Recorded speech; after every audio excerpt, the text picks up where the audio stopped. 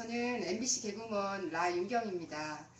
이렇게 또 생방송에서 여러분들한테 말씀을 드리는 이유가요. 제가 드리고 싶은 말씀이 있어서, 억울한 이야기가 있어서 이렇게 어려운 입을 떼게 되었습니다. 저는요, 9살짜리 아들이 있고요. 그리고 18개월 된 딸이 있습니다. 우리 아이들이요, 열심히 학교 생활을 하는데 엄마들이 정말 최선을 다해서 열심히 헌신을 하잖아요. 저도 마찬가지고, 또 저는 연예인이다 보니까 연예인 생활을 하고 또 아이들 학교 생활을 뒷바라지 두 가지를 다 해야 되다 보니까 더욱더 열심히 생활을 해야 되는데요. 그러다 보니까 맡은 직책도 참 많아요. 학교 운영의 일도 해야 되고요. 또 반대표도 맡았고요. 그리고 자치폭력위원회, 자문위원까지도 맡았습니다. 그래서 학교 엄마들하고 친해지려고 이 엄마 저 엄마 다 사이좋게 지내려고 하다 보니까 두루두루 다 친하게 지내는 편인데요. 그러다 보니까 엄마들 뒷담화라 그러죠. 그런 얘기들도 제가 다 들어요. 근데 그 얘기 들으면서 옮기진 않습니다. 그게 기본이죠. 그러고 지내다 보니까 엄마들 사이에 불화나 왕따나 이런 문제들 가슴에 담고 지내거든요. 그냥 지냅니다. 근데 그런 문제들을 가지고 저희 집으로 찾아오는 경우도 왕왕 있어요. 그리고 그런 문제로 삼자대면하자는 자리도 왕왕 있어요. 그래서 저희 집으로 찾아왔어요. 어떤 분들이 찾아왔는데, 그래서 누가 얘기를 했고 누가 어땠고 이런 문제들이 불거졌습니다. 그게 2015년 4월 21일 화요일이었어요. 아이들이 봄소풍 가던 날. 제가 아직도 기억나는 게 뭐냐면, 제가 그날은 가천대학교에서 강의가 있었던 날이기 때문에 기억이 납니다. 제가 오전에 강의를 했고요. 12시 30분에 강의가 끝났습니다. 강의 끝나고 아이들이 태천에서 봄소풍이 있었기 때문에 봄소풍이 있었던 지역까지 제가 갔습니다. 가고 아이들 사진을 찍고 뒤처리를 해주고 집으로 돌아온 시간이 4시 반이었어요. 그리고 아이들과 함께 마무리를 하고 저는 집에 와서 뒤처리를 끝내놓고 각 반 반대표들하고 뒤풀이가 자리가 있어서 6시 반에 식사 자리가 있어서 식사 자리 약속을 갔어요. 그리고 나서 식사를 하고 있는데 이렇게 3명의 반 엄마들이 술이 잔뜩 취해가지고 식당으로 들어오더라고요. 그리고 우리 반대표들이 있는 데에서 와서 시비를 붙었습니다. 근데 그 친구들은 이미 12시부터 술을 잔뜩 먹은 상태였어요. 근데 그 친구들이 워낙에 뭐 학교 일에도 관심이 많고 학교 엄마들끼리도 싸움도 많고 이러는 학교 일에 대해서 말이 많은 엄마들이라 그러려니 하고 저희는 자리를 파해서 왔거든요.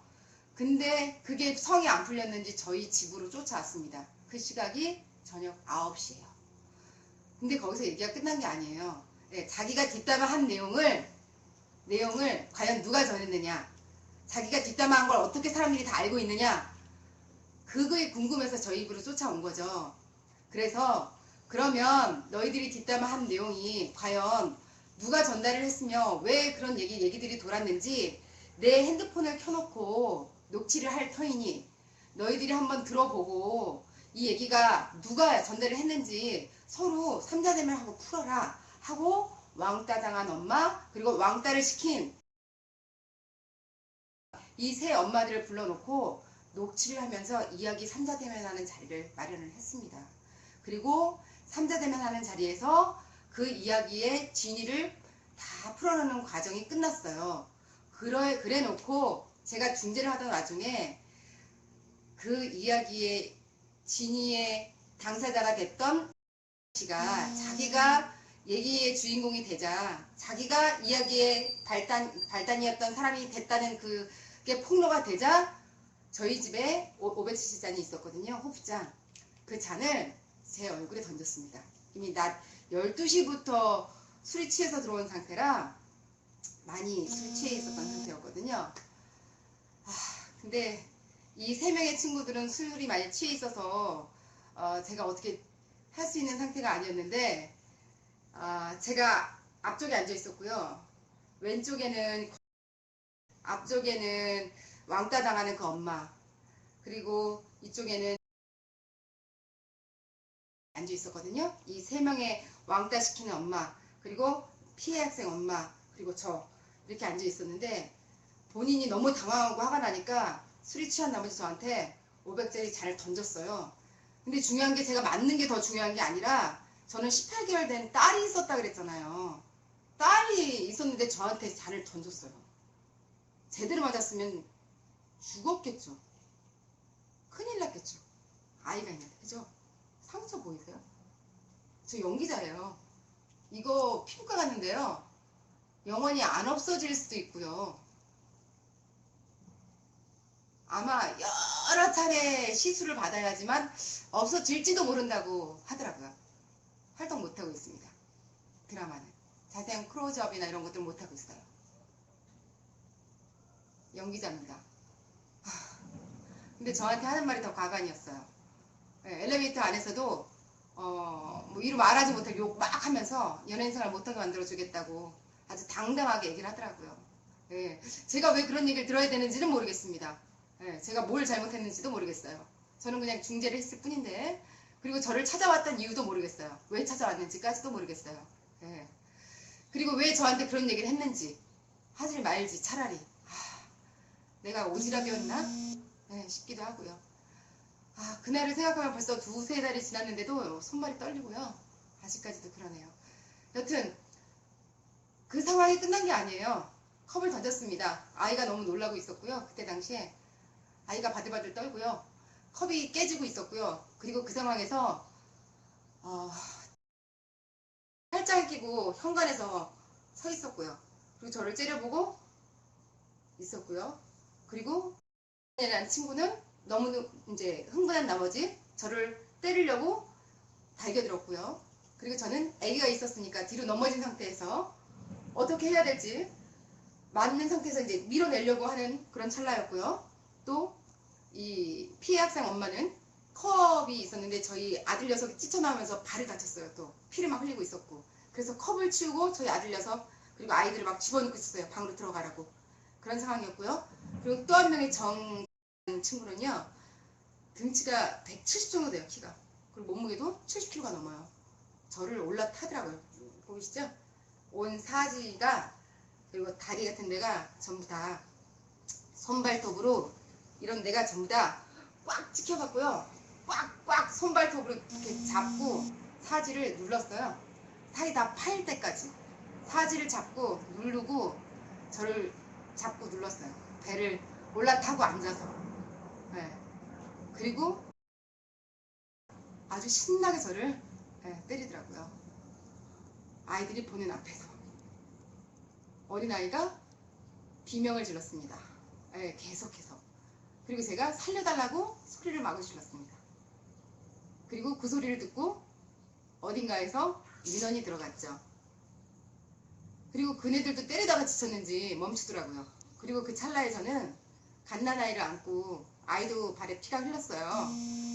그래서 안방으로 피해서 도망갔습니다. 거기서 끝을 냈어야죠. 사실은. 그죠? 사람이라면 그랬어야죠. 근데 쫓아오더라고요. 두 엄마가. 안방까지 쫓아왔습니다. 쫓아와서 저를 또 뭔가가 들풀렸는지 또 2차 폭행을 하는 거예요. 주먹으로, 아이를 안고 있는 저를 주먹으로 때리려고 가격을 하다가 18개월 된 딸 아이의 배, 흉부부를 주먹으로 몇 차례 이제 주먹으로 때렸어요. 그래서 아이가 흉부와 복부 타박상을 입었어요. 여기 가지고 있는 모든 녹취록이나 상해 진단서 이런 것들 전부 다 제가 다 병원에 그 당일날 가서 다 띈 거예요. 모두 다 갖고 있어요. 네. 그리고 나서 민원이 들어갔죠. 6층, 7층, 12층 여기 계신 아파트 모든 주민들이 비명소리를 듣고 민원을 집어넣어서 경찰관들이 온 거고요. 경찰관들이 오셔서 그 당시에, 그리고 뿐만 거기서 끝난 게 아니라 이 사건 당시에 저희 집에는 신랑이 늦게 오기 때문에, 일이 끝나고 늦게 오기 때문에 저랑 아이들밖에 없지만 남편, 자기 친동생 다 전화해서 불렀어요. 그리고 남편과 친동생이 신발 신은 채로 들어와서 10분 동안 여기를 막 뛰어다니면서 욕을 했어요. 어떻게 그럴 수가 있죠? 아이랑 저밖에 없는데 가족들이 다 떼거지로 몰려와서 제가 뭐 죽을 죄라도 졌나요? 사람들이 얘기를 하더라고요. 왜냐면 저는 공인이니까, 연예인이니까. 여기서 어떤 소문이 났냐면요. 연예인이 그 집 남편이랑 바람 폈나 봐. 그러니까 저렇게 집안 식구를 전부 다 와서 저렇게 죽일 만큼 패지. 이런 소문도 돌았고요. 또 하나는요. 많은 사람들이 저한테 얘기를 해줘서 제가 다 적어놨어요. 언제 어떻게 누구한테 들었는지. 내가 합의금을 뜯어먹기 위해서 그래서 이런 일을 벌어들였다. 이런 일을 만들었다. 자작극이다. 이런 얘기를 했대요. 누가 합의금 뜯어들이기 위해서 자기 자식을 18개월 된 딸아이를 두들겨 패면서까지 이런 일을 만들겠습니까? 그죠? 여튼 그런 일을 만들어냈대요. 네. 근데 저한테 이런 일을 벌이고도 여지껏 2-3달이 지나도록 사과 한마디가 없습니다. 사과가 없어요. 화해조차 안 하려고 해요. 예. 그리고 이제 검찰로 송치가 됐습니다. 이 일이. 근데 그 중간 과정이 너무너무 지저분하고 괴롭고 힘들고 억울해서 제가 이렇게 여러분들에게 한마디 드리고자 합니다. 어떤 일이 있었냐면요. 저는 민원 전화를 받고 경찰서 지구대로 바로 가는 과정도 깨끗하지가 않았어요. 경찰서에서 왔는데 바로 내려가자마자 친구들이 저한테 그 밑에서도 언니 연예인이잖아. 신문에 내일 나오면 언니 연예인생활 끝나. 언니 그나마 연예인이라서 기사 조금 나오던데 기사에 대문짝하게만 나오면은 연예인생활 안 하고 싶어? 끝나고 싶어? 이런 얘기들로만 30분 넘게 저한테 협박을 했어요. 이게 뭡니까? 아니 저는요 사과하면 그 자리에서도 그냥 깨끗하게 보내준다 그랬어요. 나한테 사과해. 사과하면 그냥 없던 걸로 해줄게. 알았어. 라고 얘기했지만 그 친구들 사과하지 않았어요. 되려 저한테 협박하고 저한테 그랬어요. 그래서 그 친구들한테 알았어. 너희들 그냥 집에 가 그럼. 보내놓고 저는 바로 지구대 분들하고 지구대로 가서 경찰분들하고 조서 쓰고요. 목격자분하고 조서 쓰고 그리고 그 경찰서분에게 물어봤더니 조서 쓰면 이틀 뒤에 자동으로 경찰서로 넘어가면 그분들 벌 받고 처벌 받고 법대로 차순대로 넘어가면 윤경씨 억울한 거 다 풀립니다 라고 얘기하셨어요. 그렇게 될 줄 알았어요. 근데 그렇게 되지 않더라고요. 어떻게 되냐면요. 저는 그냥 지구대에서 시킨 대로 조서 쓰고 넘겼더니 바로 응급실로 가래요. 상황이 심각하니까. 저는 제가 그렇게 많이 다친지도 몰랐어요. 왜냐면 아기가 안방에서 많이 맞았다 그랬잖아요. 아기 맞을 때 아기 맞는 거 보고 가만히 있는 엄마 어딨어요. 아기 맞을 때 복부 맞을 때 저 기절하는 줄 알았어요. 아기 살리려고요. 아기 이렇게 안고 엎드려 있었거든요. 그랬더니 한 엄마가 머리끄댕이를 잡고 뒷목을 계속 때렸어요. 그래서 제가 3주 뇌진탕이 나왔습니다. 3주 뇌진탕이 나왔어요. 그 상황에서 제가 어떻게 딴 엄마들 때릴 수가 있겠어요. 근데 안방에서 제 뒤꿈치로 맞아서 자기가 2주 뇌진탕이 나왔대요. 그렇게 저를 쌍방으로 고소를 했어요. 제가 아이를 안고 있는 상태에서 자기를 발 뒤꿈치로 머리를 때렸대요. 그게 말이 됩니까? 이렇게 상황을 억울하게 만들어가니까 아이를 때렸다는 것조차도 너무너무 억울해서 정말 이 애간장이 녹을 정도로 썩어서 제가 속이 썩어 문드러질 지경인데 사과조차 한마디 하지 않고 이 상황에서 저를 쌍방으로 몰고 가서 하다못해 가해자로 만들어가는 이 상황이 이해할 수가 없어요. 용서할 수가 없어요. 말도 안 돼요. 그래서 입원을 했습니다. 그리고 100% 피해자니까 당연히 일이 잘 순조롭게 해결이 될 줄 알았죠. 근데 경찰서에서 전화가 왔어요. 뜬금없이 전화 와서 저희가 받은 첫 통화가 뭐냐면요. 라임경 씨도 가해자가 될 수 있으니까 가해자를 생각하고 조사받을 생각하고 오세요. 라는 전화였습니다. 제가 가해자가 될 수 있대요. 그리고 가해자로서 저도 피의자 지장 다 찍고 왔고요. 그리고 더 웃긴 게 뭐냐면요. 중간에 갔더니 나도 뭐 2딸 키우는 뭐 그런 형사로서 그런데 좋게 그냥 아줌마들 얘긴데 그냥 쉽게 그냥 마무리 하시죠. 이런 얘기를 하는 거예요. 그래서 제가 막 따졌어요.